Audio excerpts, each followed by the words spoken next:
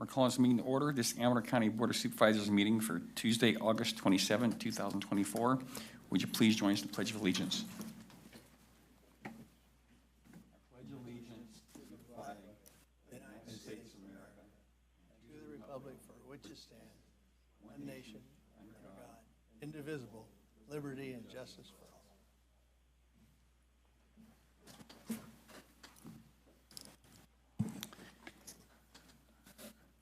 Well, thank you. The board met in closed session this morning. The items we met on were item 1, Conference of Labor Negotiators. Update was given. Item 2, Conference of County Council, anticipated litigation. Item 2A, claim of Michael Anthony Powell. Claim number 24-009. This claim was denied. Item 3, confidential minutes were approved. And first order of business, Supervisor Brown has a contagious illness, and as such, he's going to Zoom in from home. And if it would suit the board, we'd like to have a motion for him to be able to. I'll make a motion to permit Supervisor Brown to attend remotely for health reasons. Second. We have a motion, a second. All in favor? Aye. I think we need to do the roll call. Oh. Yeah. Chairman Onetto, Aye. Vice Chairman Crew, Aye. Supervisor Brown, Aye. Supervisor Forster, Aye. Supervisor Axe. Aye. That's what carries unanimous. I guess we should also wish Supervisor Brown happy birthday, too. He now has COVID. It's a birthday present. Aye. You know, at this time, we had a gentleman pass away recently. He was a fierce advocate for off-road motorbiking, Mr. Dave Pickett. So I'd like to have a moment of silence for Mr. Pickett, please.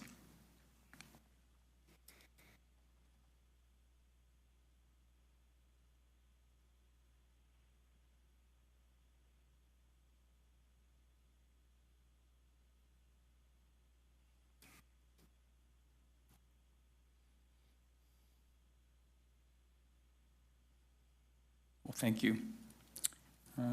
Yeah, Dave was very involved in AMA 36, and he really fought hard to keep access and the public lands for off-roading. He will be missed, so, well, thank you. Is there also, we'll do that later. Any members of the public like to address this board on any issue that's not on the agenda?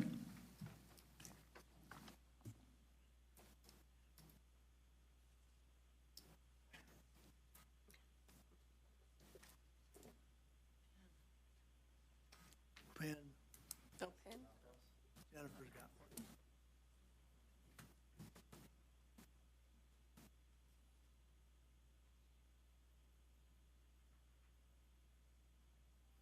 And I was remiss, if you would please state your name for the record and sign in.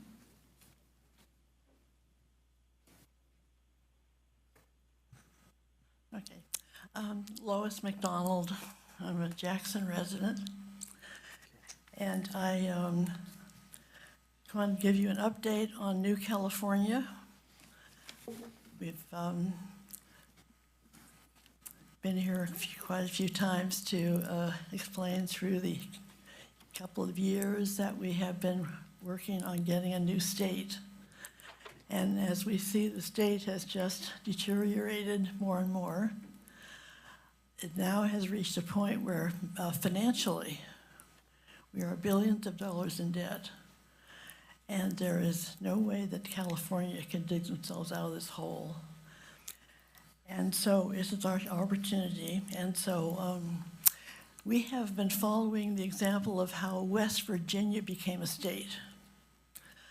So Virginia, when it seceded from the Union as part of the revolution of the Civil War, they went with the South and decided not to be part of the Union. But the western part of the state did not want to go along with seceding. They wanted to be part of the United States. And so the The Constitution says that in order for a state to split and become another state, you have to get permission from the legislature of the state. Well, there was no way they could do that because there was no legislature. The state, they had actually left. They had left the union, and there was no opportunity for them to do that. So what were they going to do? And so they came up with a plan, and the plan was to declare themselves as a restored state of Virginia. And once they went to Congress, and President Lincoln helped them, encouraged the Congress to approve this so that they could become a state. So they became the restored state of Virginia. Now they were a state with a friendly legislature, which gave permission for to become a separate state of West Virginia. And that's how they became. So now we look at California. The Constitution requires three things for a state to provide. First one is a Republican form of government. Second one is to have safety at the borders, and the third to have safety of the streets. So look at California. Our borders are overrun. Our prisons they've let thousands and thousands out of the prison to be on the streets. And we do not have a Republican form of government. We have the large areas of urban areas with lots of people, population. They completely run the state. And whereas a Republican form of government allows for everybody to have a say. So if you look at the Constitution of the United States and the way our government is set up, we have a Senate, which has 2 members from every state. The tiniest state and the largest state get 2 members. So they have a representation there. California, we don't have that. We have our state senator has 13 counties. With New California, each county will have a senator. Each county will have a state, will have a Republican form of government again. And so New California, we're in the same position as West Virginia. We have a legislature that will not permit us to leave. Now, California has totally turned communistic. They're totally dictatorship. We have no say here. The people are more and more, they're leaving the state. They're leaving the state. The businesses are leaving the state. This is not the state I was born into and grew up in. And so what are we going to do? We are going to declare that California state has left the union because they are not providing for the people what the Constitution tells them they have to provide. And so we are saying that California is an insurrection against the Constitution. And so our New California, we have declared that California is in a state of insurrection against the United States Constitution because Californians are suffering from a tyrannical state government which fails to provide a Republican form of governance. And California has a mono-party political system. The people have no say in this state at all.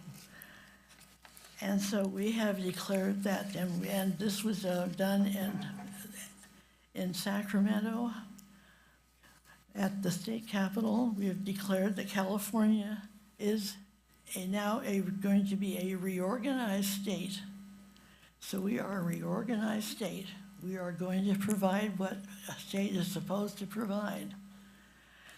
And so we're going to be a reorganized state, and that California has seceded from the Union, the same way that Virginia has seceded from the Union, because they have not provided the things they're supposed to provide. And so there is the only opportunity we have is to have a new state We have had representation in Congress, and we are sending people again next week to Congress and also to the Senate to get permission to become a reorganized state. Otherwise, they have to look at California as being billions and billions of dollars in debt. There's no way that we can climb out of the debt that we're in. And our governor keeps spending money like he has it, and he doesn't have any money. And so the only opportunity is for us to, we can't fix California. We've got to reorganize it and start over the way it's supposed to be, as with the Constitution. We've been set up, and we have a binding contract, again, with the Constitution to provide for our people, to have a Republican form of government, and to have a say in what goes on with our government. So it's the government, the federal government has bailed California out in the past, but now the debt is so extreme, and also there are 7 other states that are in disadvantaged position. The government doesn't have the money. The government is broke too. The federal government did not have the money. And so look at what's happened to our state, and what are we going to do about it? We need to start over. With New California, we will have a clean credit rating and be able to finish the 5 dams that have been approved by the feds. California State has refused to build these dams. And when we have these new dams, we will have inexpensive water and power. And we'll bring our businesses will come back to California, because they will not have all the bylaws and all the rules and all the regulations that have clamped down our business to where it makes it impossible to make a living. And then we'll get our, even SpaceX, Elon Musk has finally decided to leave. You know what finally got him? Time to wrap it up, Lois. Pardon? It's about time to wrap it up. Okay. No, this is the last statement I'll make. Elon Musk, the final blow for him to leave California was when Governor Brown signed the law that allowed that the schools do not have to tell the parents when the children are changing their sex. Governor Newsom, you mean? Brother Newsom, what did I say? I'm sorry. Governor Newsom, when he signed that bill, Elon Musk said, I am leaving California with his billions of dollars of infrastructure and all the employees that he has and all the money that his company brings to California. He is gone. He's going to Texas. So what are we going to do? Okay. Oh, it's a problem, no doubt about it, but I think, it's like when a train's running down a track at full speed and the track ends, it's normally not pretty, and that's kind of where we're heading, but I think we're on that train. I don't think we'll be able to get off. This is the only way to Thank get you. off. We have to start over.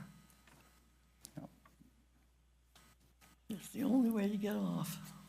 Thank you very much. Thank you.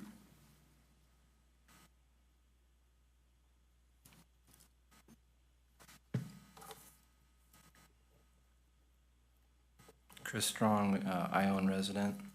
I think what Lois is saying makes a lot of sense. I'm part of New California as well.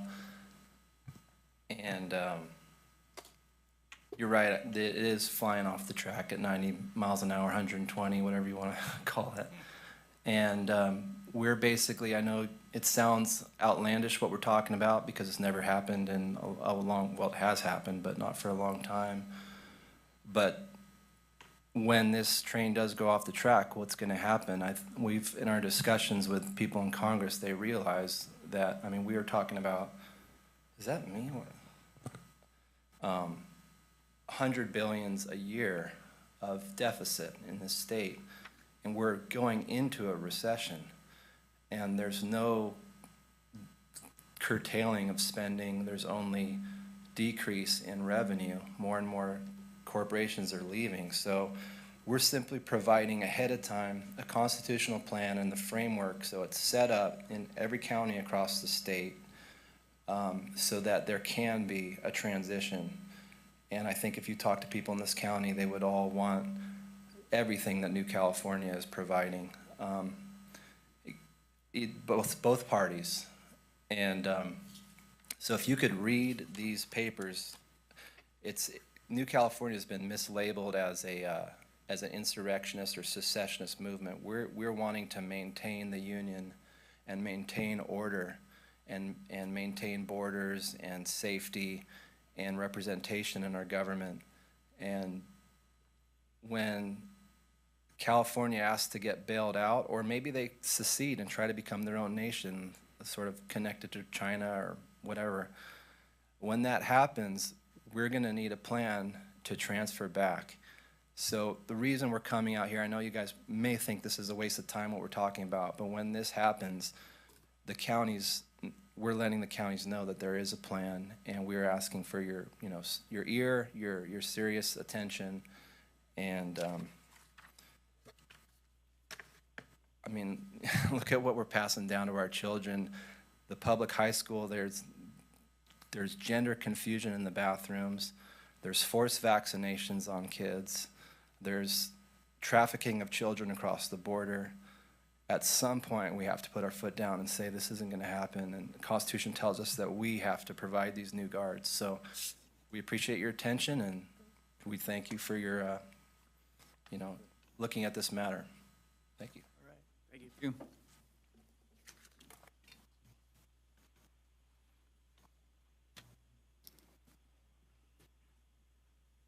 Good morning, Chuck Eiley, Amador County CAO. I wanted to introduce Angela Schibel, our new VSO, Veteran Services Officer. Terry is still here until the end of September, but Angela has begun the transition. She's here now, and if you'd like to ask her any questions, I don't know if you want to talk about the hours. She's working to better define the hours that the VSO office will be available for meeting with the public, things like that. So. Thank you. It's nice to see everyone. I'm so honored to have this. Good to see you again.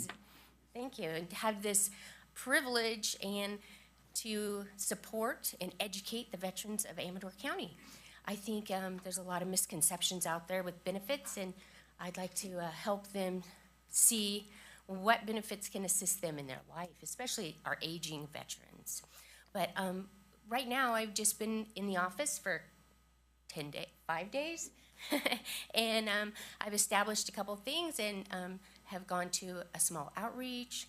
I've been on the radio, and I've established some new hours for the office. So Monday through Wednesday will be by appointment only. Thursdays will be a full walk-in day. I'll be there to assist anyone with small needs, larger needs. We can always adjust to an appointment.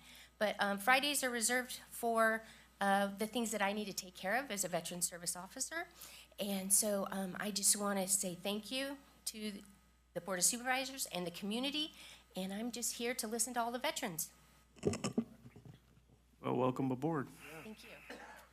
And Terry will be coming back to the board. We'll have his retirement resolution, and he'll be here second meeting of September. So we'll see him, and he's still here for a while. Yeah. I have a question. You said Monday through Wednesday is appointment only. Thursday, you'll be open for anybody? Yes. Friday's reserved for matters you have to do? Yes. If somebody comes Monday through Wednesday and you don't have an appointment, I'll take are they care of free to them. come in? Yes, I'll take care of them. It's just, I want to make sure that there's a good flow on Thursdays for those questions to be answered. And then when I have appointments, it's usually because I have a claim to work on specifically and I need the privacy for that veteran. So, but I will take care of the veterans anytime they come.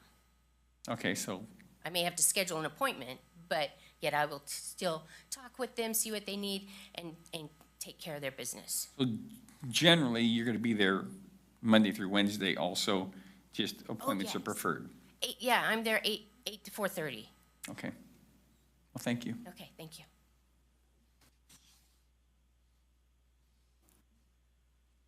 Any other members of the public?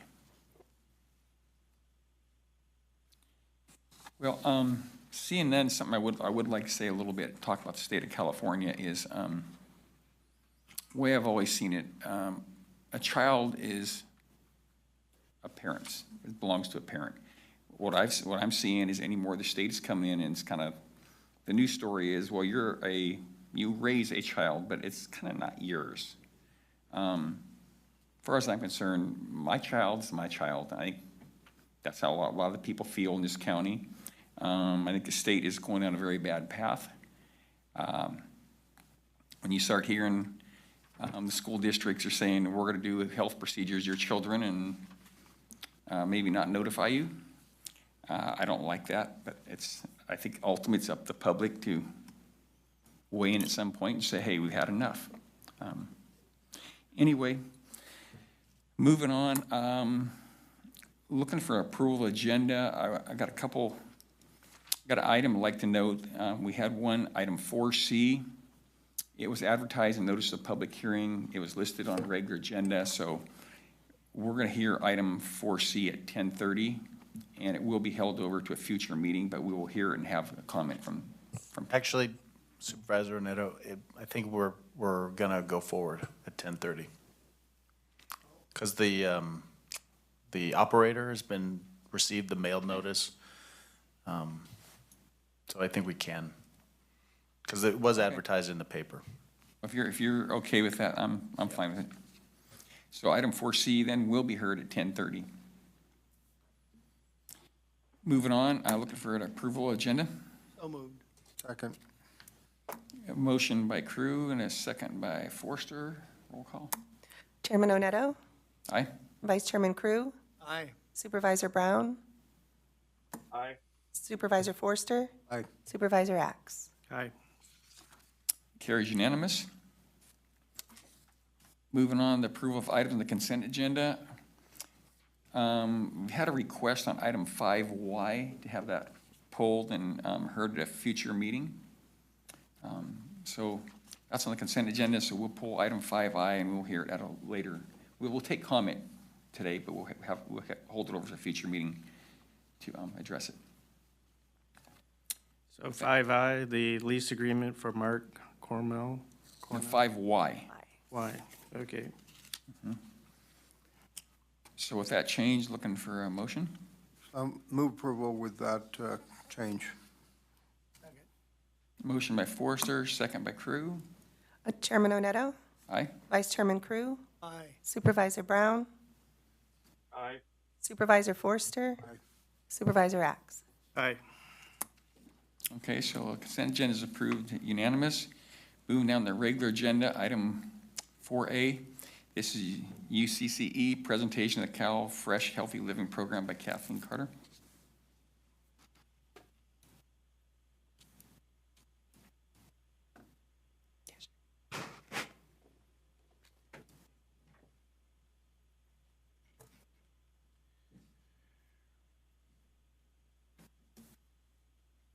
Thank you.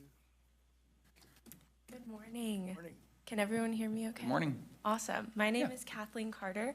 I work for the University of California Cooperative Extension. I am a nutrition educator here in Amador County for the Cal Fresh Healthy Living Program. I'd like to thank you for giving me the time today to speak with all of you. My goal is to introduce our program and the work that we've been doing and our success that we've had in the last few years here in the county. Next slide, please. The packet that is in front of all of you has a copy of these slides as well as a few other things we're going to get into in this presentation today. So a few parts of what we're going to talk about today is the SNAP Ed agency breakdown for the state of California and what that looks like and who the implementing agencies are for both state and locally. We're also going to talk about UCC overall. Amador County is a part of a multi-county partnership, which Amador, Calaveras, Tuolumne, and Placerville, and so we refer to it as the Central Sierra. We're also going to get into... You mean El Dorado County? Yes, El Dorado.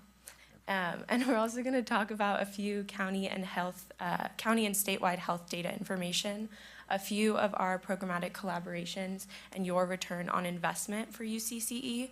as well as the sites that CalFresh Healthy Living serves in the county, a little bit of our community engagement, and our programming and publications. So SNAP-Ed stands for the Supplemental Nutrition Assistance Program. So the EBT side of that, formerly known as food stamps, there's another federally funded side known as SNAP-Ed. And so in California, that's known as the CalFresh Healthy Living Program.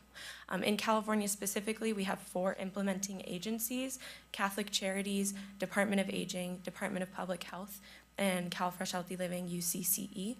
In Amador County specifically, if we go to the next slide, you'll see that those local implementing agencies are the Department of Public Health and CalFresh Healthy Living, UCCE, here in Central Sierra. So our UCCE, we have a variety of programs. Some of these might look a little familiar based off of previous presentations. I know that Brian Allen came and met with you all the last meeting that you had to present on something that he was working on with UCCE. We also have agriculture, UC Master Gardeners, UC Master Food Preservers, forestry, and things like that. And on the next slide, I'm going to give you a breakdown of the CalFresh program here in the county.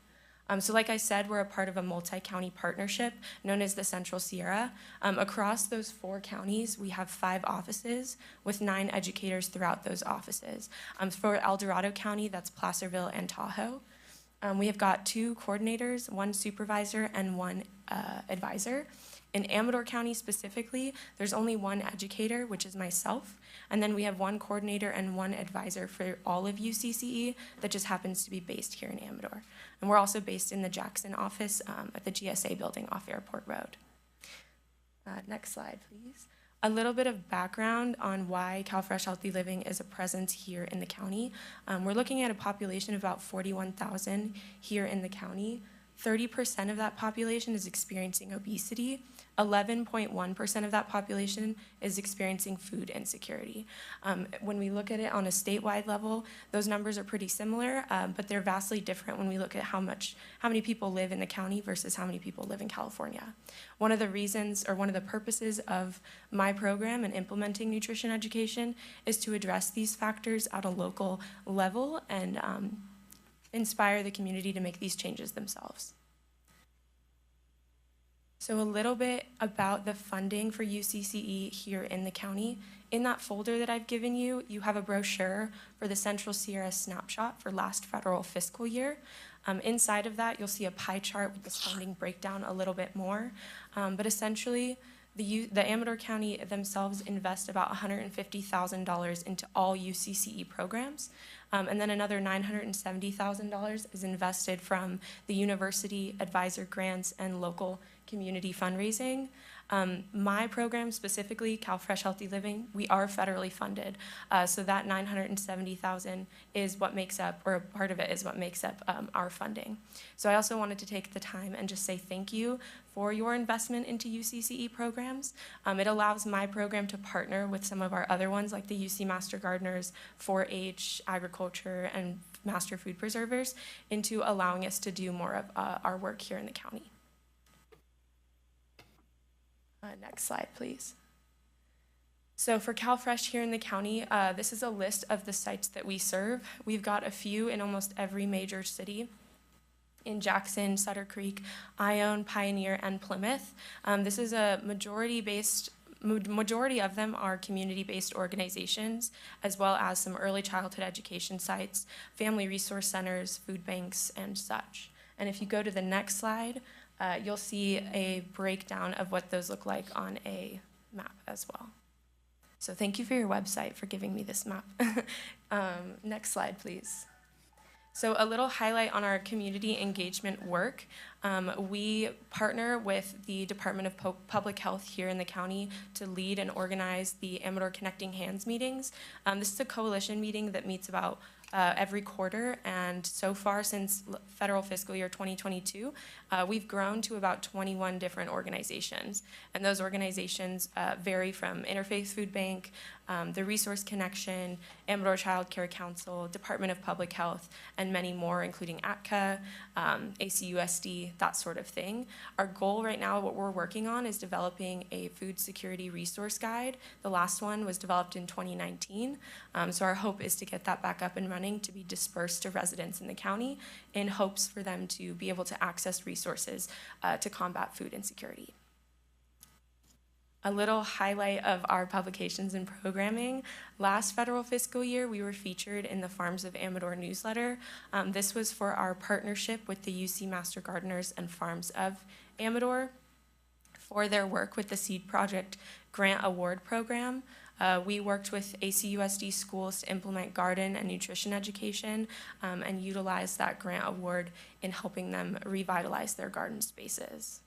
And then the next slide, you also have a copy of this next article from the Amador Ledger in your folders. This was a partnership with the UC Master Gardeners. We worked with them to develop a composting area at Arc of Amador, which is a day program that works with adults with developmental disabilities. We taught garden and nutrition education to folks over at Arc of Amador, and the UC Master Gardeners, through their work with Amador Solid Waste, were able to donate a composting geobin to Arc of Amador. So one of the volunteers for the UC Master Gardeners wrote an amazing article in the Amador Ledger highlighting this work. Next slide, please. So a overall UCC Central Sierra program that we also work with is the Amador County Farm Day. This event is organized and led by UCC 4-H. It's been going on since about 2012 here in the county, and it serves as a field trip for ACUSD third grade students to experience agriculture and natural resources and all of the related things at Amador County Fairgrounds in Plymouth. It happens once a year in September. The last 2 years, we've had the pleasure of having 2 separate tables, one for a tasting and one for a physical activity booth. Our tastings have been graciously donated by Upcountry Farms here in Amador County. They donated salad turnips, and this year they're donating carrots, so we're really excited to see how that works out. Next, please. A few other community events that we've been a part of is the Celebrate Your Children event, which happened in April of this year. We passed out 131 My Plate bookmarks to youth and their families, as well as Tribal TANF's nutrition outreach event. We did a gardening lesson with about 10 youth and families that attended this event. We did chia seeds in a little biodegradable pot that they got to take home, and they decorated it as a superhero, which was super fun.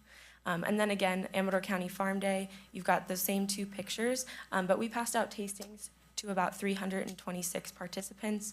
Again, that was those salad turnips and the physical activity game that we worked with. Next slide, please. One of the great partnerships that we are happy to be involved with is Motherlode Land Trust. If you've ever gotten the chance to go out to the Jackson Community Farm off Jackson Gate Road, they've got a great garden space over there, and we've been able to implement garden education with both Arc of Amador and Tribal TANF for almost a year now. Arc of Amador's lessons began in November of last year. Tribal TANF's began in April, and we've done everything from zucchini to lettuce to leafy greens. And with Tribal TANF, their bed right now has 3 sisters, which is corn, squash, and beans, as well as a salsa garden of tomatoes and peppers. So it's been a really great opportunity to utilize Motherlode Land Trust and their farm in serving our sites with garden education when they don't have a garden space themselves. Next, please. And then again, with the UC Master Gardeners, our big thing this year has been compost.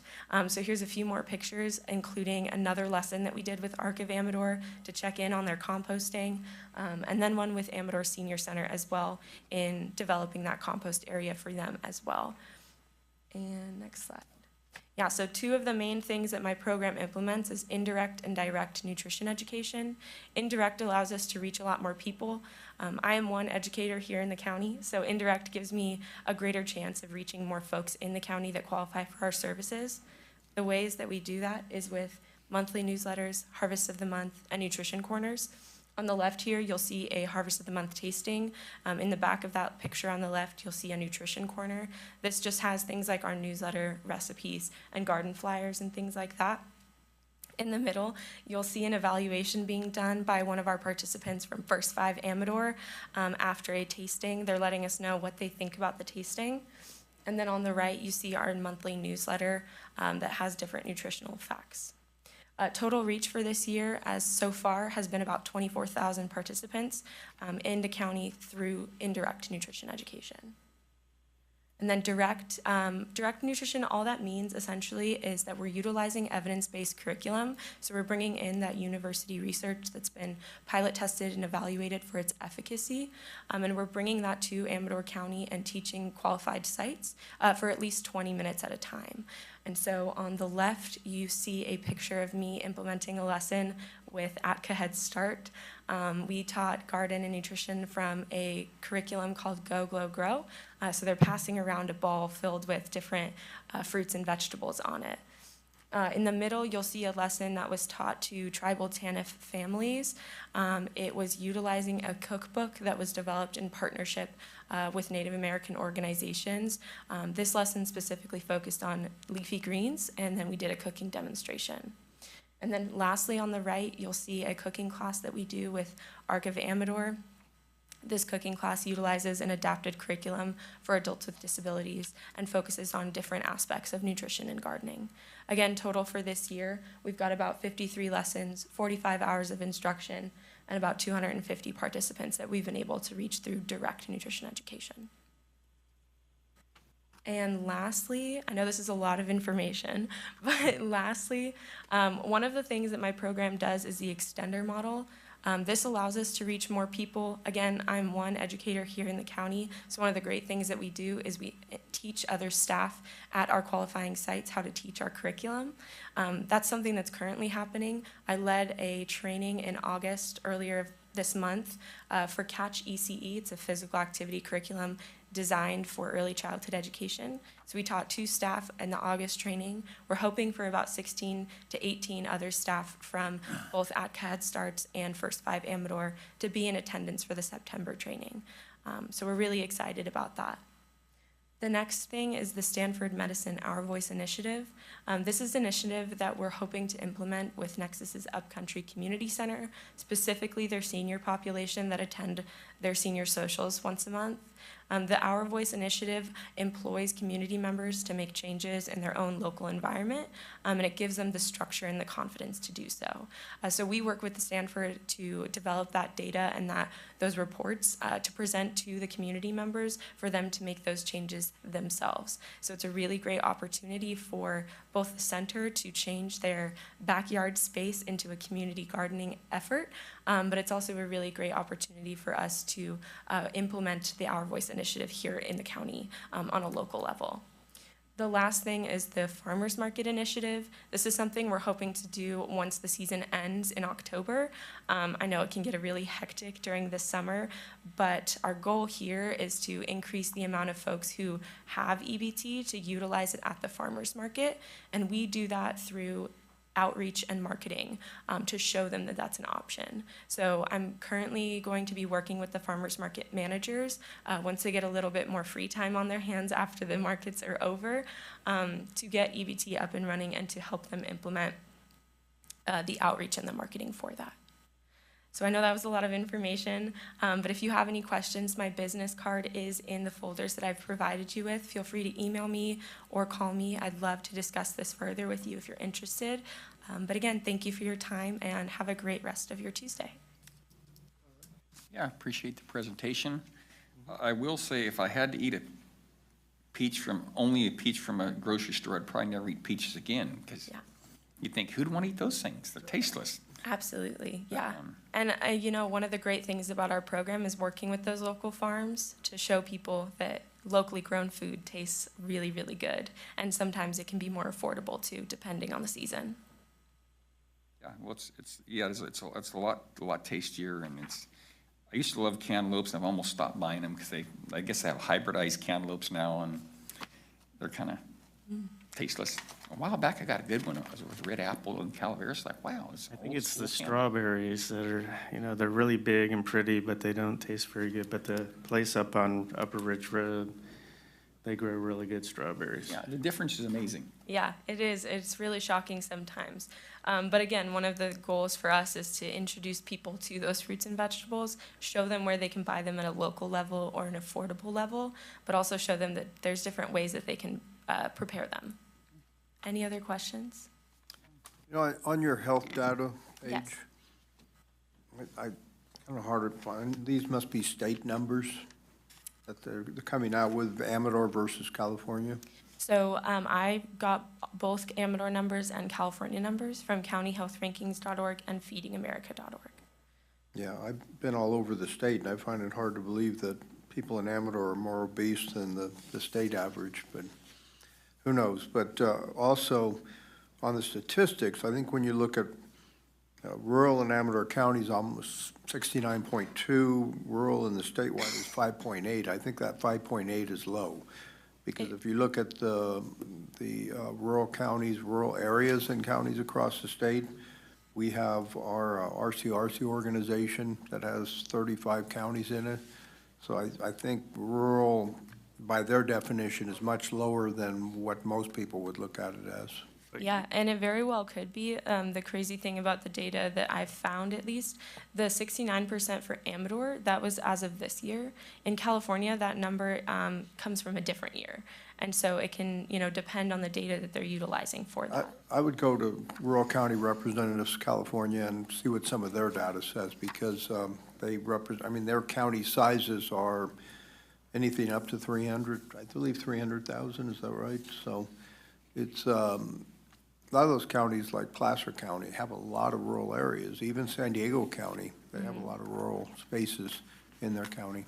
Yeah, Yeah, I'll be sure but to- then you got like the Bay Area and LA and pretty urban. I mean, how do you measure that? The number of people per square mile or something like that? Some kind of area, population per area? Or? For the rural? Yeah, the rural, if it's below a certain threshold, it's rural. If it's above, it's urban. Yeah, I'm not personally too sure. Okay. Those numbers, again, come from different sites for that data, and they pull those numbers in a way that I'm not too sure about. Okay. Yeah. Yeah. Okay, any members of the public like to comment on this? Seeing none, well, thank you. Thank you. Thank you. Thank you. Next up is item 4B. This is General Services Administration, the Chinese gambling hall back wall in Fiddletown. Having structural issues. Chairman, members of the board, John Hopkins. Yeah, we were notified back in April that one of the properties the county owns, which is a historic property, the back wall had failed. Had staff go out and take a look at that. I have Mark Oliveria here if you guys want to talk to him about any of the specifics of what the property condition looks like. But as we started to dive into it, we did do a survey of the property because we didn't know exactly what we owned. We do now, but I decided to stop, and after talking with Chuck, to bring it back to the board to see how you want to proceed with this. And the only funding mechanism that I've been able to come up with, even vetting with the Fiddletown Historic Preservation Society, our own grants administrator, there don't seem to be any grants available, but insurance. And our risk manager, Sarah Doherty's here too to talk to the board if you choose that route, to let you know what is or is not covered under insurance. But there is a $25,000 deductible if you wanted to move forward with that particular process. So at that It might be time, covered under insurance, but it'll also cause our insurance rates to go up. that's something you can talk to Sarah about. I'm not sure how that all works, because I know we're in a pool, so I don't know that we're big enough to cause that to increase. Yeah, I'll talk to Sarah, because there aren't too many times you Sarah, you want to? file a claim and your insurance rates stay where they are. No. Good morning, members of the board. Sarah Duarte, Risk Management. So our premiums are based on experience, which would be claims. So yes, if we ended up filing a claim, depending on how the actual came in from that claim, we would be impacted. I don't think it would be too much, but because it's both risk, we have a total insured value, which is all of our property values combined over our whole county that we own. That's part of what the premium's based off of. And that changes every year slightly. Next year, we are due for full appraisals on every single property under 1 million valued. So every single property will be evaluated. And I don't know what that'll look like. I mean, our premiums will change just based on that if we have increased values from what they had previously. But also our experience, which is the claims we've made. Okay, thank you. And we have minimal claims. We've had a few vehicle claims, and this would be one of the biggest claims we have I was a little concerned had about. altogether. Yeah, I was a little concerned about what is covered, meaning the soft cost versus the hard construction cost or replacement, refurbishment cost. And I don't know that, so far I think Sarah's just said nothing's been denied so far, but I'm not sure how that works. So I inquired back in June when we first started this discussion, and they say according to our memorandum of coverage, nothing should be excluded. We have what's called replacement cost, which is that they will pay for whatever would bring the property up to pre-loss condition. And we did a full appraisal on this property back in 2015, so they're aware of what the condition was as of that time. So it seems as if what she's telling you, we have a $25,000 deductible and everything else would be covered if you chose to move that direction. However, with that being said, with the property program, we do pay up front and then are reimbursed, so that is something to consider. So if the board wanted to move forward, we're gonna have to, I think we're probably a couple $100,000 for that particular project. I think at a minimum, a couple 100,000 by the looks of it in the pictures, but that's 25,000 that we wouldn't be able to put in the roads. That's true, and that's why sometimes, the building is vacant, it's seldom shown.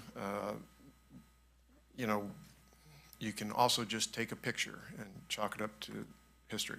So that's a decision the board needs to decide upon. One thing I would wonder about too, I haven't seen it inside the building recently. But look at the pictures. It looks almost like you got a sheer face there where the rock has a sheer, like a slip face. I'd say, maybe a little bit of water, but probably more that sheer face than anything, because you see slides all the time. When you have a sheer face, the rock slides and moves, and it looks to me like that's what happened right there. And you probably got the same thing going on. Marco, you want to come up and talk about that, what you saw out there?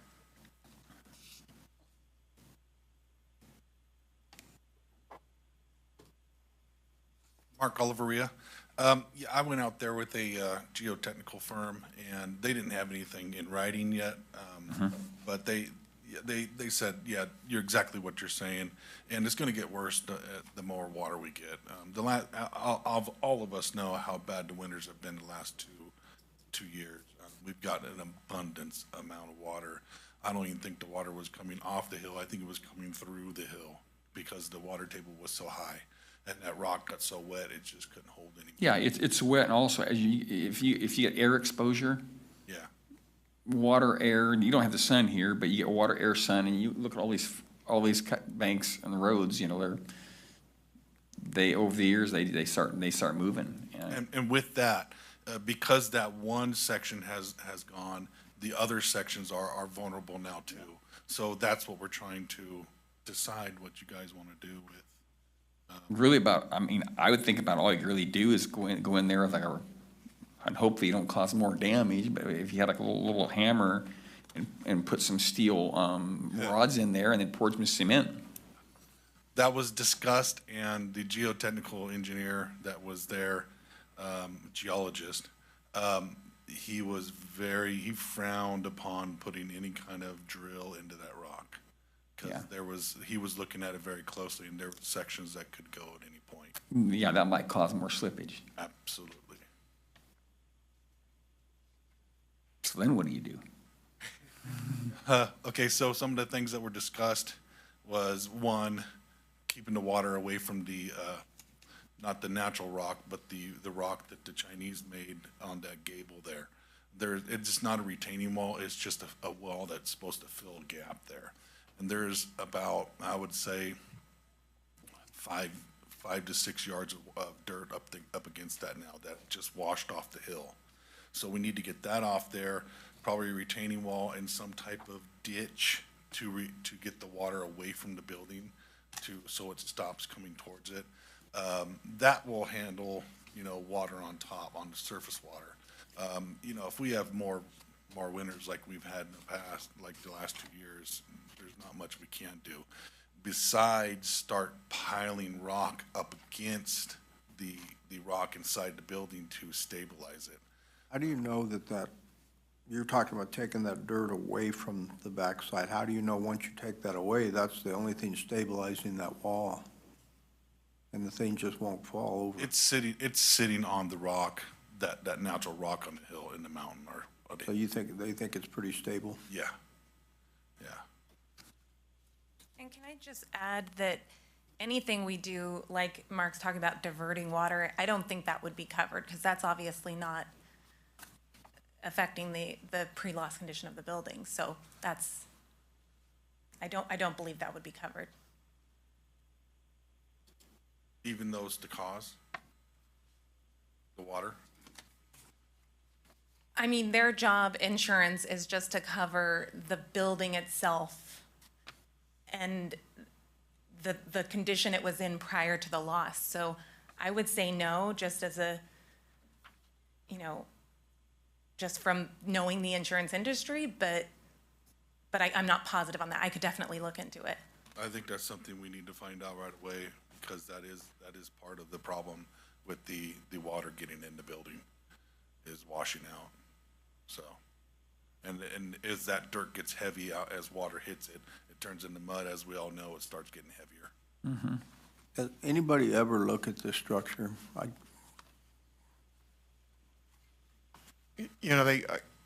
forget what Janet, the president of the Fiddletown Preservation Society, told me, but on occasion, they have people that have an interest of looking inside there, but you can see there's nothing in there. It's not a gambling hall anymore. And I don't know if she's zoomed in. I know Elaine Zorbis is here too, that can comment probably on how frequently the building is taken a look at. But, you've got 3 of them out there. You've got the general store, the gambling hall, and the Chukey store. So this is one of 3 structures. The county's had some affiliation with the Fiddletown Preservation Society since 1967, according to the original contract. We do, and their contract for managing those properties ends in 28, I believe, currently. So we have an agreement with them to manage those properties. 28, then it was amended to 2011, 2011 agreement. Right. Personally, maybe it's because I don't have an attachment to it, but just looking at it, I'm not even sure if it's worth saving, to tell you the truth. It is history, but. Is there any way we can mothball the building, for a future date if appropriate funding levels come around to do a renovation that's worthwhile? It doesn't sound like we can do that right now. Well, you can. It doesn't prevent Mother Nature from continuing to. Well, yeah. Do we have a solution to this problem? It doesn't sound like we do. It sounds like we have, well, we could do this and we could do that, and we can file our insurance, but we don't really have a solution that's gonna fix it. No, that's why we're here, because we want to know if you want to spend money to find that solution. Well, that's what I'm saying, is can we mothball it so that it won't deteriorate any further and just wait until the future? So that the remains remain intact. Sure, but it requires stabilization of that hill, and it requires money to do that. And according to the insurance here, they're not going to pay for that. So you've got to come up with the funding to move further than what we've done already. Marco, you mentioned that one solution, maybe short-term, is to just pile rock in there to stabilize it at the bottom. I mean. That might be our only solution. Yeah. Because there's no way we're To talk to what he's saying about mothball, then could you build a French drain, or is there just too much water? on top of the hill. Yeah, Yeah, well, that's what. because it would go in the creek then. That's what the retaining wall is for, to keep the dirt from coming up against the building, and behind the retaining wall, either a French drain or some type of trough to get the water away from the building, to go around. Go horseshoe around. Yeah, exactly. And there's no way we'll be able to get the building back up to the way it looked. There's no way. Well, I understand that. Yeah, but- so the mothball is pretty much the plan. Just try to stabilize the building from deteriorating anymore. Yeah, I don't want to get a historic preservation architect involved in this thing. I've been involved with Preston Castle for over 20 years, and you want to see your costs go through the roof, get the historic preservation architect involved. I would agree. I would agree. You know, I mean, here's where I'm coming from. Do I like the building? Sure, I love history. And as far as trying to keep that, you know, historically intact and fix that, you're gonna have a hell of a problem. I don't wanna say impossible, but pretty close. I mean, Gift that keeps on giving. Well, Yeah. Well, just to give you an idea, the museum roof, when you guys decided to do the museum roof, I had a conversation with the previous CAO, Terry Daly, but we spent $340,000 on that roof. So, yes, restoration, historic restoration is extremely expensive. So it's whether or not you want to do that, or as like Supervisor Axe or Mark are talking about, when I'm talking about stabilization or mothballing it, or spend any money on it at all and take a picture and let it leave things as they lie. As I recall on our structure here, the more we opened it up, the more problems we found too. You do. Yeah. and you know, I mean, if the Fiddletown Preservation Society finds a bunch of money, or they got a donor and they wanna go in there and do whatever, hey, I'd help them all I could. We've got roads that are in really bad shape that people travel on all the time. We don't have money for our roads. I'd have real heartburn over spending any type of substantial money on this structure from the county. That's kind of where I'm at. It'd be one thing if this was a major tourist destination, but I'd be afraid to let people go in there because of liability. So I mean, as far as short-term, could we, if there's a way we could economically divert some of that water around that building, like you're talking about maybe doing a ditch, I'm okay with that. You think getting a piece of equipment behind that? I'm worried about even having a piece of equipment behind there. You know, that weight alone might, I think this is all handwork, potentially.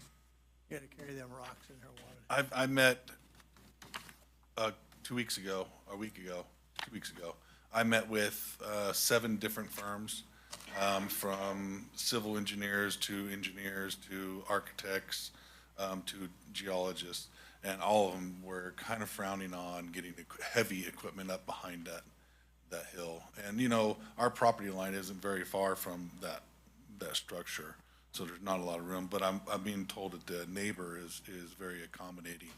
But let me. It is pretty steep up there, as I recall, but I mean, if we decide to go that route, I'd say talk to Jeff Campbell or Ron LeBanco, and you'd probably get a pretty good opinion. Yeah, no matter what, there's gonna be a lot of handwork. Yeah. Okay. Seems like you could get an excavator in there with a long reach, and you may avoid putting all that weight on there. It's kind of high and back there. We've looked at it a couple ways, and you can only get from it from one side, because then there's that metal building, which I don't even know what it serves, is on the, let's call it the left side, and the right side is. It's pretty steep back there, as I remember. Yeah, it is. It is. And to do any work inside the building, you know, like to build it up with rock, that's gonna be all handwork, because there's no way to get any kind of equipment through that door that they have. There's only one way in and one way out. So now you know why I brought it back to you guys, because resources are tight, money's tight, just looking for direction from the board on how you want to proceed, or if all. You still got that slip face there on that rock. Yeah. Well, you know, maybe Anyone just, hear from the public too? yeah, at this time, that's what I was going, I'd like to hear from the public. I see Elaine is here. You have any comments, Elaine?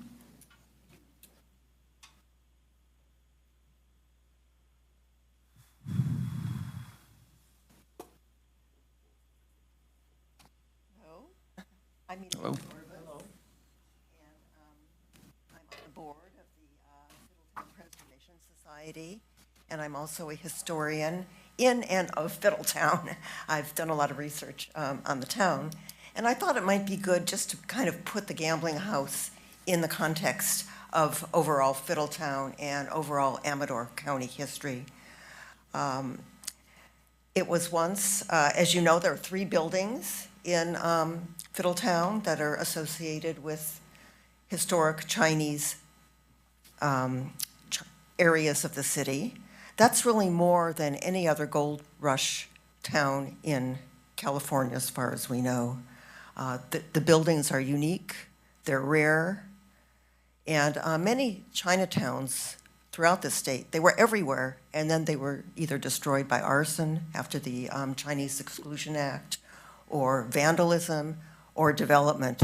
So Fiddletown has one of the very few old Chinatowns, remnants of an old Chinatown, I should say, including the Chukey store, which operates as a museum. And the gambling house is right across the street from the Chukey store.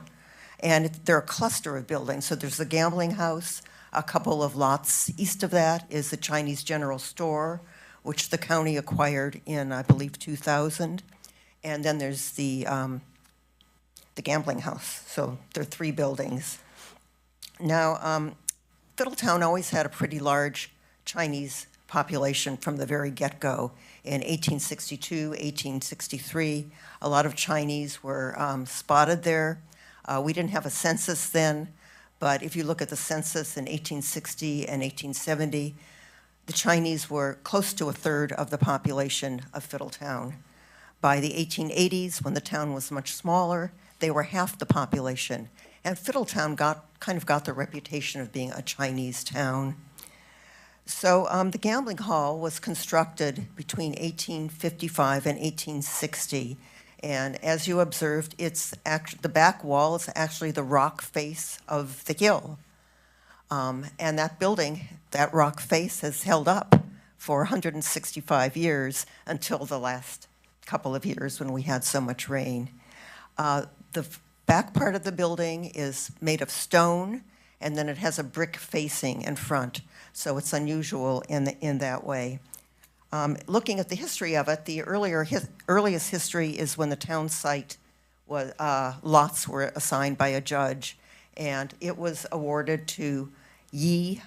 Fung and Company. Now we think that E. Fung is the same as Yi Fung, who is the herb doctor associated with the Chukey store. And his name is connected with the gambling house on assessment records until 1889. So we don't know how it was used initially, but we have found records in 1884 when it became the Fuk Tai Chong, or Fortune Peaceful Gambling House. And we actually found records of shareholders. One of the shareholders was Chukey across the street. And there was a lot of back and forth between the 2 buildings. We think that lottery tickets were made in the Chukey store, and they were then brought to the gambling house.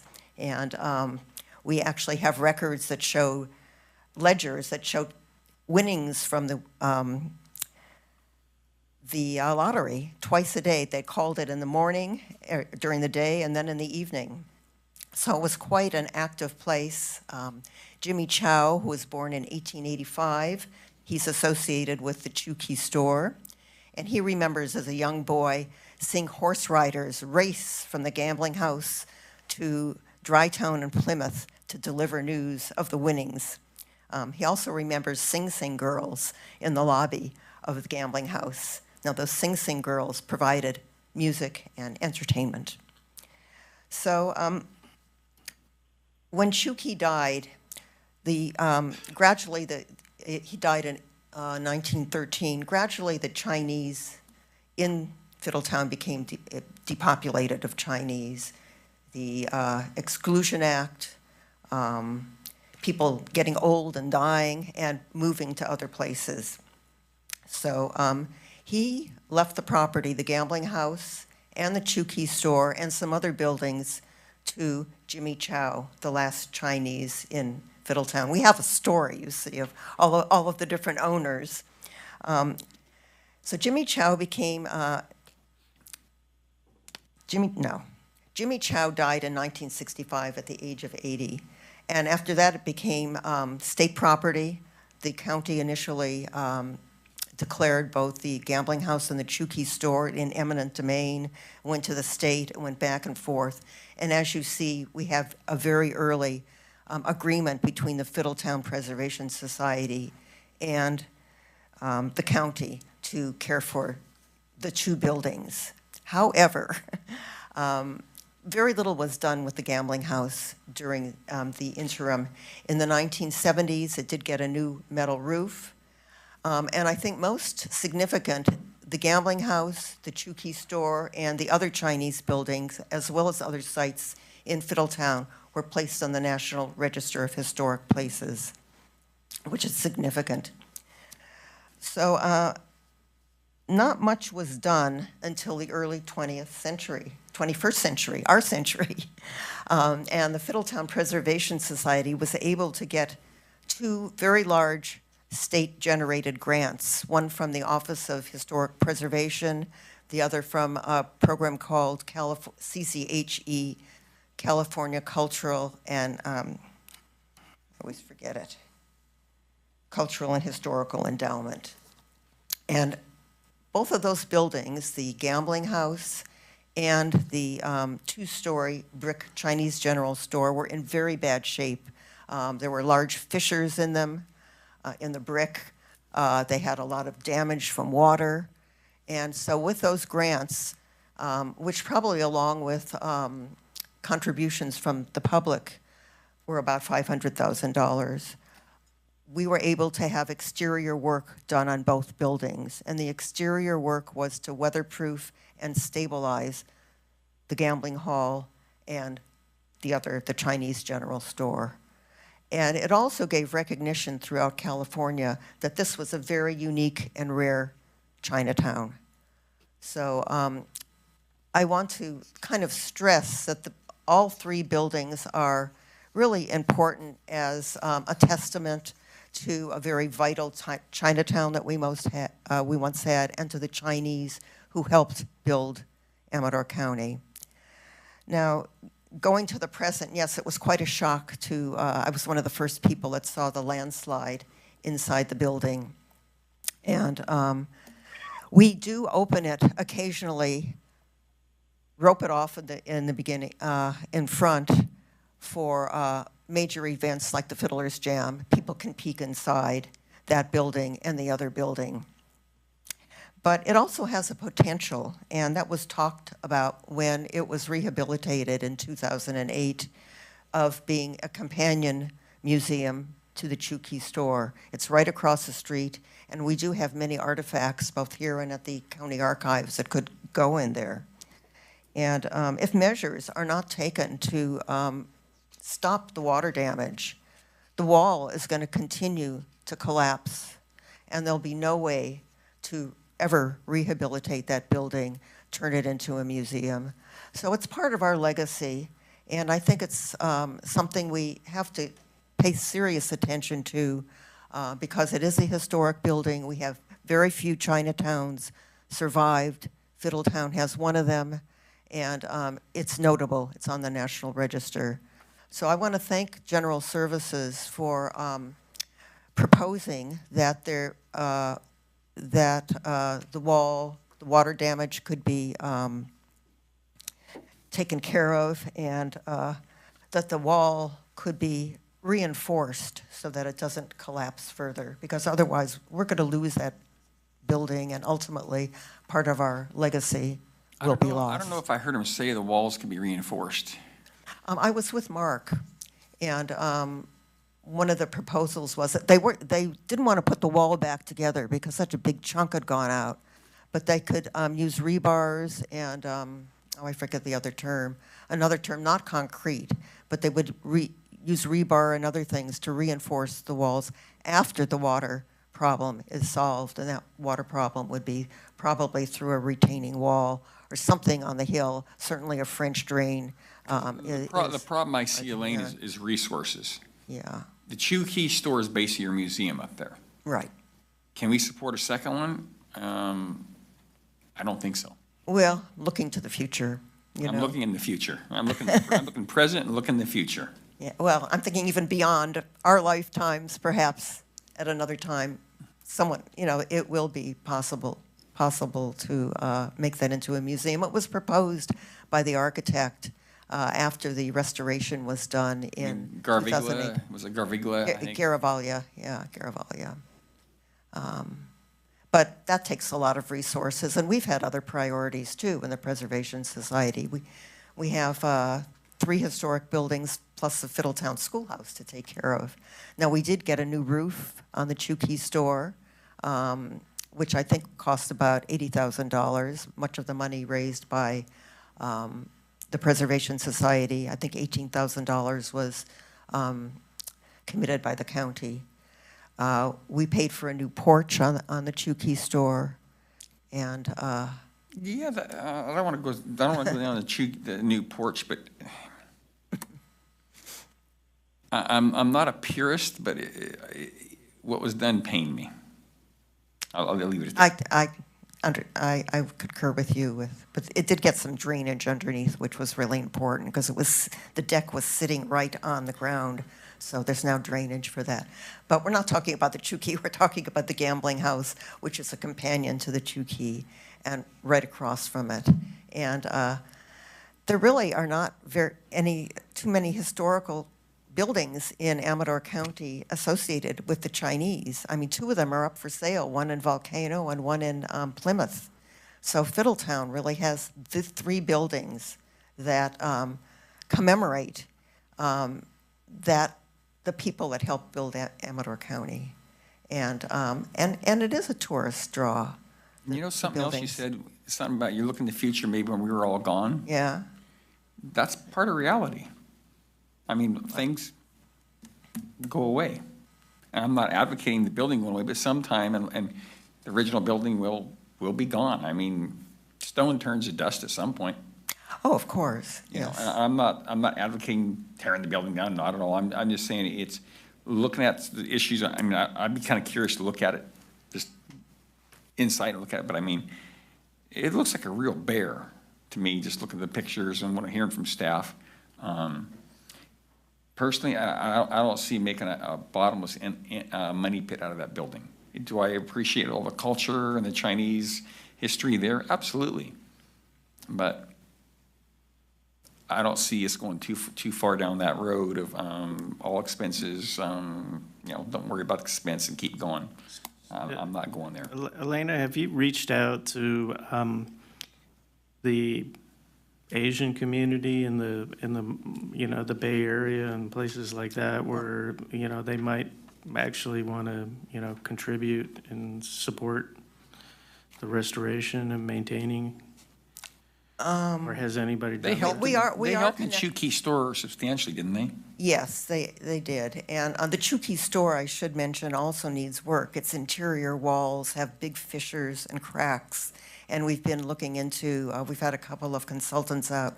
We've been looking into the expense of repairing those walls.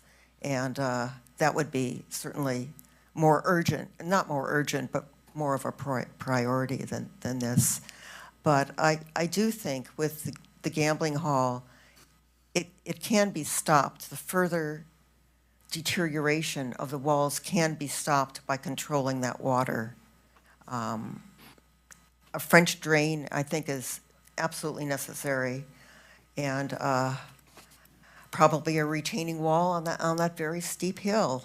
And that would be the end of it. I don't think we would be spending any other resources other than that, and probably stabilizing the wall.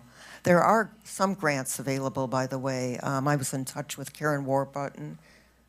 Warburton, is that your? Warburton. Burton. There is a grant from the Office of Emergency Services for hazardous buildings, so there might be some other possibilities if the insurance doesn't come through.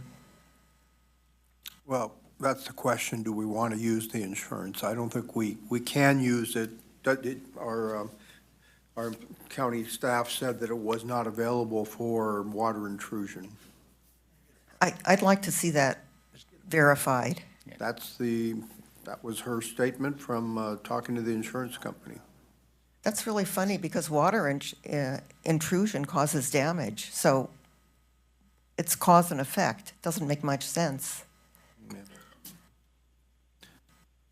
It's Most- worth most exploring. I build- would say it's worth exploring. Most buildings aren't built into a hillside either. No, the Chinese did that. No, that's true. That's true. Okay. Are there any other questions? Nope, thank you. No, Okay, thank you. thanks for the history lesson. Is there any other members of the public like to comment on this issue?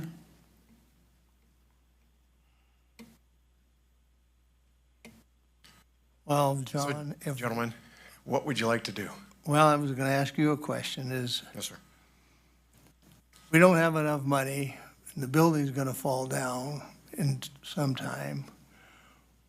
Would at least getting the price on the French drain to get rid of the water issue, to stave off the rest of it, where maybe they could get a grant or we could find some money? I realize that money's tight, but I would say we're talking around it. Lebenko lives right up the road. Get a price from him and see if we can even afford to do a French drain. So one of the reasons we reached out to some engineers is to get their, and geotech in particular, was to get their advice on how to proceed, so we didn't create ourselves, staff, create what we think would be a good idea, but ultimately end up causing more damage. I'm not really sure what to do with that, other than what Mark had suggested earlier. But we can certainly get costs for that, and maybe potentially engage a geotech, which is the lower cost amount there. I think they wanted about $6,200 to really evaluate the property, to give some determinations on what could be done. But we're not engineers, so that's why we can do what we think should be done. We can load it up with rock on the inside. You could cage it. Digging a French drain in the back, though, I don't know if digging is gonna create more of a problem or not. Maybe getting a swale back there to divert the water, or. And the problem is, if you get a lot of water, The whole hill's wet, it's gonna go all the way through the soil, it's gonna hit that hard rock, and it's gonna sheet right down that hard rock right in that building. It is, and so it's tough to figure out what really should be done and how far you want to go. The retaining wall would only fix the surface water. It would only, stop that. Right. If we get another winter like we did last year, the water table, it comes up, and there's no way to stop that. It Well, what does it cost to put a swale in? Doesn't sound like that'd be too complicated. It's a little bit of work, because I really wouldn't recommend getting heavy equipment on that hill. So you are going to have to do it You'd by have to do it by hand? Yeah, I think so. Do we know what the rock is made out of? What kind of rock it is? Because is it a crumbly type rock, or it's not granite, is it? The natural rock? Yeah. It's crumbly. I call it shale, but Is it? I'm sure there's. Okay, so it's something that water inundates it, it crumbles. Yeah. Well, Yeah. The thing is, it's already started to slide. So, that rock is everywhere around Amador County. Once one piece breaks off, it weakens the rest. I don't know if you've dug any ditches around here, but once you get one piece out, it's a lot easier to get the rest out. I haven't dug too many ditches, but I've dug a lot of post holes, so I know what you're talking about. Yeah. So it really, you want a limit of money to spend? Do you want us to come back and do a little more exploration? We're running up against the urgency for Mark and I is that we if you want to do something, we got to get going on it pretty quick, because winter's around the corner. Yeah. Right? So, Yeah, what are the few things that we can do that aren't terribly expensive to divert the water, and maybe some kind of wooden frame to keep it from crumbling on the inside, and then hopefully we can get some real funding to fix it. The Someone first that thing knows we how need to do it. is a geotechnical report. The two architectural firms that I had out there to look at it both require that in order to design. How much would that cost, do you That's think? the $6,200. That's $6,200, okay.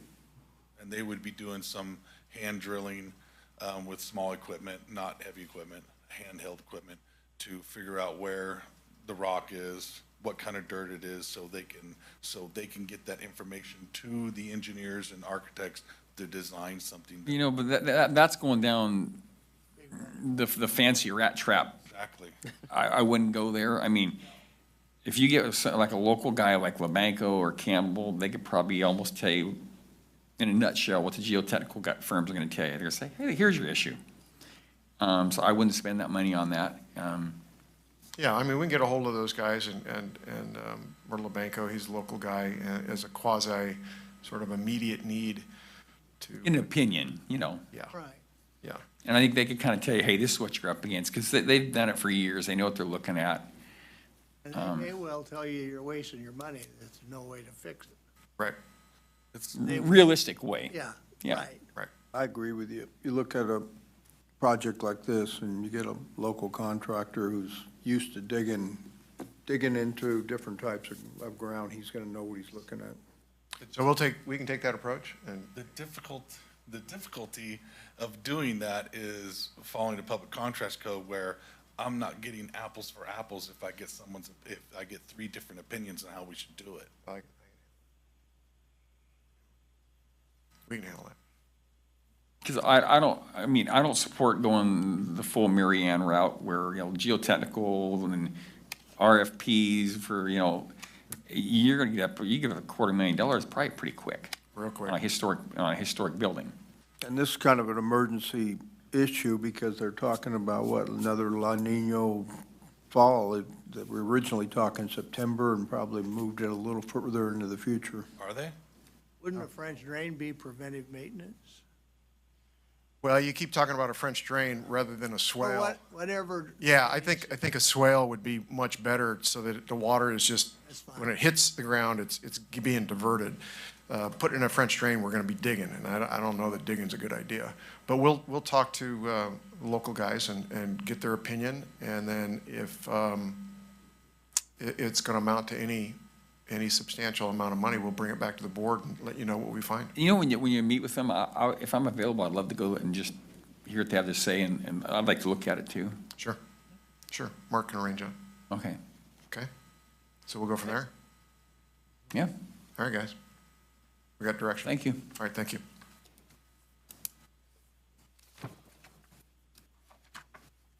We're almost at 10:30, so we'll go on with one more item. We got 4D, this is minutes for August 13th, 2024. Approval, there's a couple changes on the discussion with child support. Did you submit that? I only had one, you had another one too. No, that was, you pointed that out, and I agreed that. Okay. The other The person. it two wasn't people that Julie. were here, it was listed that the executive director gave the report. She was not the one, it was the deputy director who gave the report. Okay. So with that, I'll move approval of the minutes. Second. We have a motion by Forster, second by Axe. Roll call. Chairman Onetto, Aye. Vice Chairman Crew, Aye. Supervisor Brown, Aye. Supervisor Forster, Aye. Supervisor Axe. Aye. Carries unanimous. With that, we have a public hearing at 10:30, so we'll take like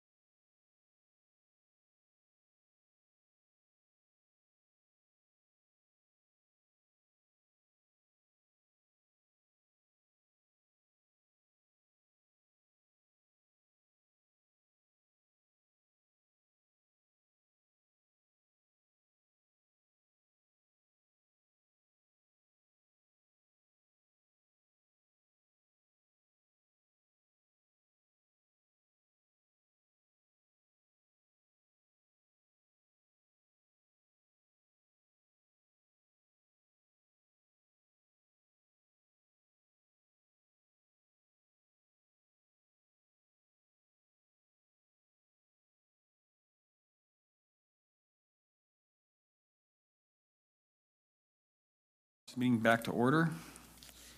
And this is item 4C, this is a public hearing. And it's consideration and possible termination of the mine status and financial capability of the operator to complete reclamation obligations for Seton Mine pursuant to Public Resource Code 2773.1B. California Mine ID number 91-03-0026. APN 008-140-016. In May 2024, the mine operators bonding company issued a notice of cancellation, non-renewal of required financial assurance mechanism for mine reclamation effective October 1st, 2024. The statutorily required financial assistance has not been renewed, or replaced. Mr. Beatty. Morning, Mr. Chairman, members of the board. Chuck Beatty with the Planning Department. As lead agency, the county has primary responsibility for enforcing our SMAR program, and in a nutshell, that process involves an annual mine inspection, usually in the fall, to make sure our consultants look at the mine and make sure that it's that they're able to reclaim it in a manner that's consistent with their reclamation plan. And then the operator will provide an annual or provide a cost estimate after the inspection on what it would cost to complete that reclamation. And then once our consultants and state staff have an opportunity to look at that cost estimate and approve it, then the operator will post a bond that's covers the cost of either covers the cost or exceeds the cost of reclamation. And that financial assurance is either in a form of a bond, a certificate of deposit, or a letter of credit that are both pledged to the county and to the state. And those financial assurances have to be continuous. They can't expire.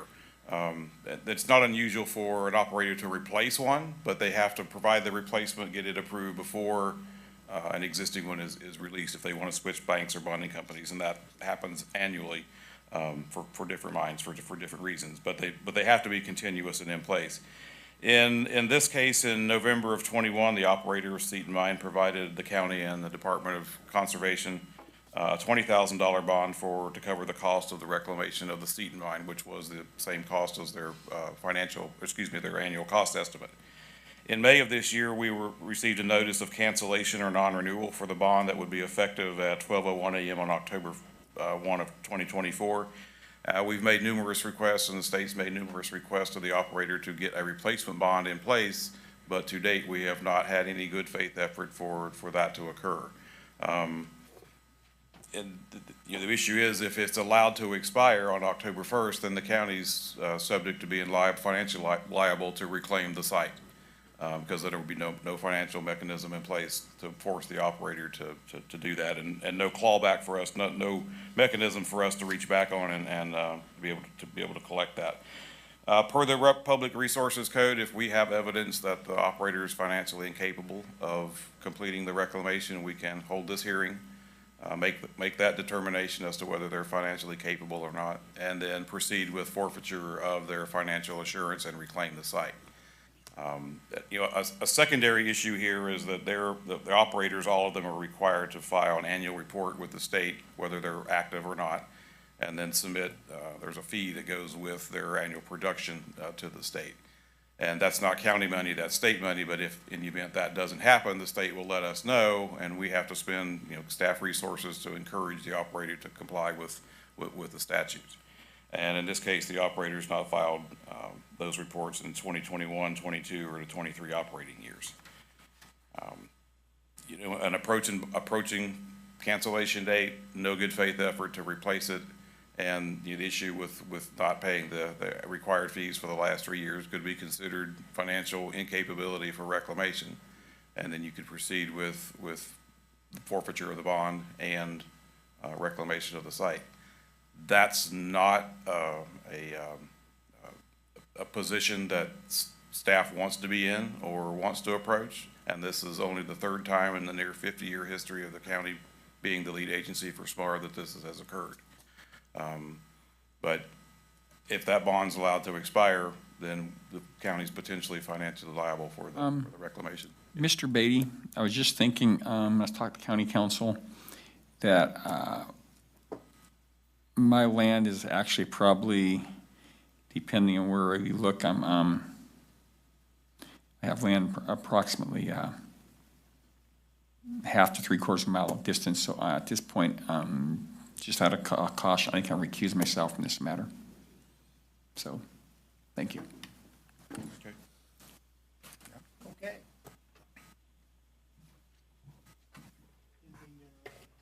That's fine.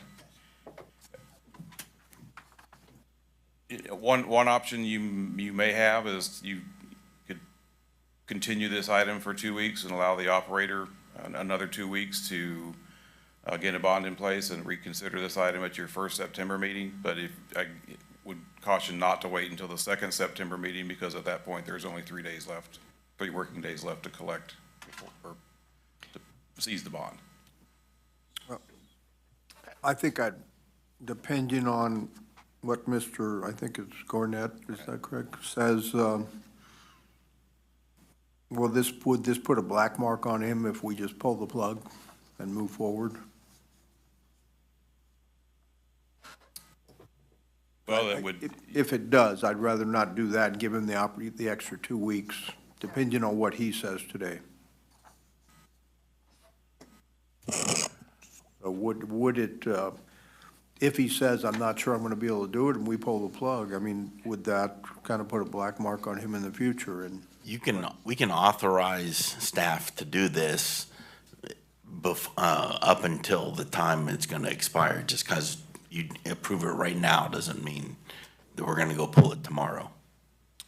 Well, the board would have to make that finding of, that he's financially incapable of performing, and so if you're not going to make that finding, I mean, that's the finding you need to make, and if you're not prepared to make it today, then you can give him some short period of time.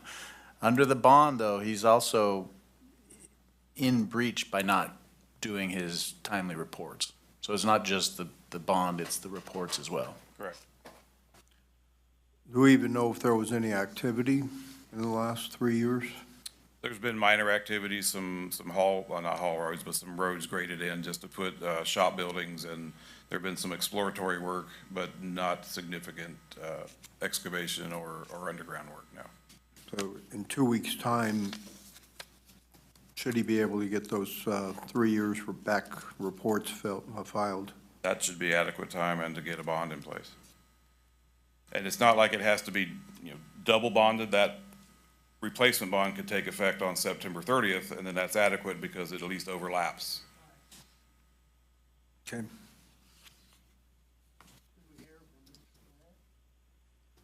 Any comments? No, I think that, we can give them a little time, and then if it doesn't materialize, the reports and the replacement bond, then we have to pull the trigger and seize the existing one. I mean, that's just the way it is. So, how many days do we have till the expiration date of the existing one? The expiration's midnight on October 1st, so September 30th is. Okay, so why don't we hear from the property owner or and then we'll see. All right, sure.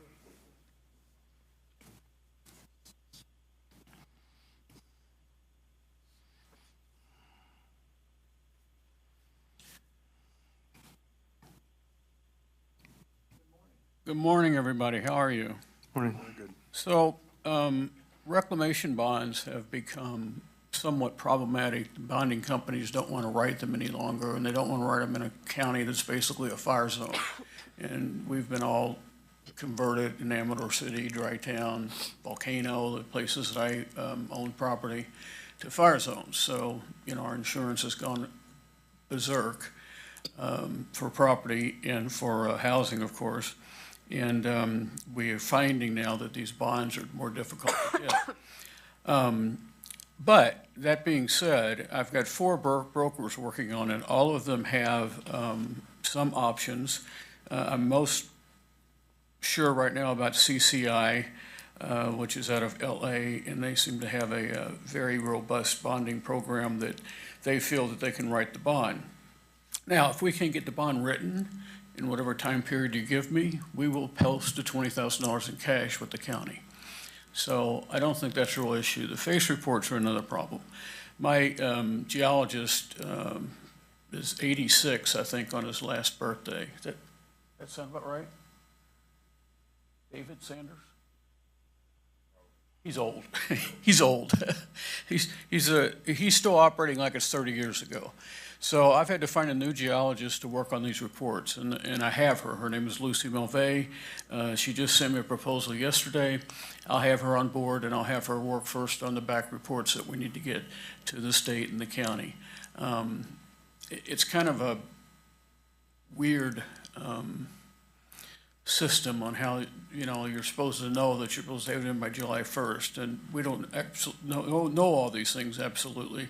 And because we don't have clerical staff and we don't have a geologist on board right now, nobody's reminding us. So Chuck has reminded us, we'll get it done, and the SMARA reminded us as well. So I think that with a little bit of time, we'll have all this in place very, very much timely.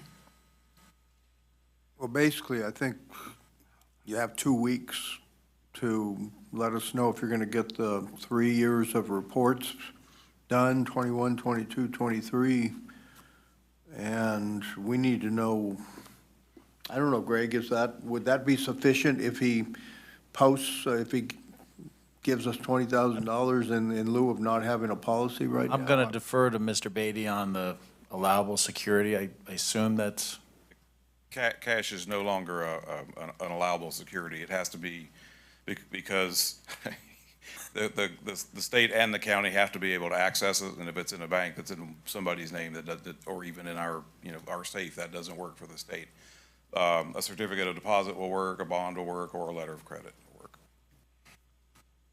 So to give us time, Mr. Gornet, I think you got 2 weeks to get us a new bond. And Mr. Beatty may disagree, but I think, the bonding issue is probably the more timely, needs to be addressed. And if he's making progress on the reports, then the board can give him more time on that part of it. The bond issue is the crucial issue for us.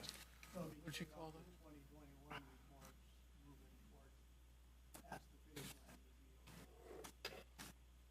Yeah. The bond is the crucial piece here. But both need to be addressed. So we need that in 2 weeks, and if we don't have it, that gives us time to go after the current bond, correct? And as far as the reporting, when would they have to be done by? Well, it's in their best interest to do it as soon as possible, because the state will assess penalties and interest as long as those remain outstanding. Ms. Mulvey will be on that as her first project for me, and we've already got a contract in place, so we're good to go on that. Can we get it all done in 2 weeks? I don't know. I'll have to ask her that, but I think she can get it done timely. Okay. So if it's not done in 2 weeks, then we're going to take these following actions to go after the current bond, the 20,000. Well, the bond will be done. I'm talking about the reports. Well, I'm talking about the bond. The reports, as he said, are not as time sensitive. Right. No, I'm on the bond. We're on the bond. And if we can't get the bond, then we'll do the certificate of deposit, you said, right? So we'll make it happen one way or another. Okay. I bet the penalties he has to pay in cash. I guess we'll probably see you in 2 weeks then. That sounds like a plan, guys. So, yeah, I think the board should continue this public hearing to a date and time certain. Leave this public hearing open. Yes. Okay. So, I won't be present at that meeting, so Supervisor Brown, Crew, and Forrester are available. Is that sufficient to take action? As long as Ms. Supervisor Brown is here in person, then he can count as the quorum. We'll need a quorum in person. Okay, well, He'll probably be better by then. I assume so. Okay. Yeah. All right, I just wanted to run that by you just in case there's any gotchas before we It should be okay. get down that road. All right, thank you. Thank you. All right. Thank you, gentlemen. So is it just the pleasure of the board to, do we need a resolution to keep it open? We probably need a motion, I think, to continue it to I'd dates. move to continue the public hearing until September, 10th? got a date? It's the 10th. Yeah. Yeah. Till September 10th at Yeah. 10:30 a.m. Second. All right, we have a motion by Forrester and a second by Axe to continue the public hearing to a date certain of September 10th, 2024. All in favor signify by saying aye. Aye. Aye. Roll call. Oh, roll call, I'm Yeah. sorry. Sorry. It's okay. Vice Chairman Crew, Aye. Supervisor Brown, Aye. Supervisor Forster, Aye. Supervisor Axe. Aye. All And right. Chairman Oneto is recused at the moment. Motion carries 401, I guess. All right. And we did the minutes, so with that, this meeting is adjourned. Thank you all for coming.